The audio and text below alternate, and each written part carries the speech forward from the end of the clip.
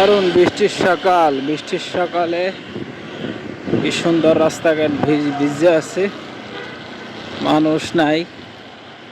শুক্রবার দিন পুরো গুলশান এরিয়া পুরোটাই ফাঁকা, মানুষবিহীন মনে হচ্ছে। আরো পড়েছে বৃষ্টি, মানুষজন কিছুই দেখা যায় না। তো আসলাম, রাস্তায় কি সুন্দর ফুল পড়ে আছে, চমৎকার। এই গাছের ফুল, খুব চমৎকার ফুল পড়ে আছে।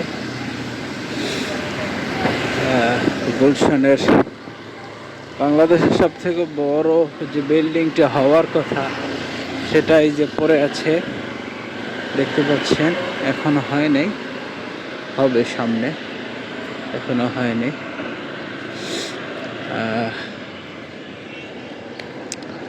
দেখি নাস্তা খাইতে যাই। গুলশানে অবশ্য হোটেল পাওয়া যায় না বেশি একটা, খুব কষ্ট করে একটা হোটেল পাওয়া যায়। বিএপি এলাকা তো হোটেল খুব কম থাকে। পেয়ে গেছি খোলা আজকের মতো।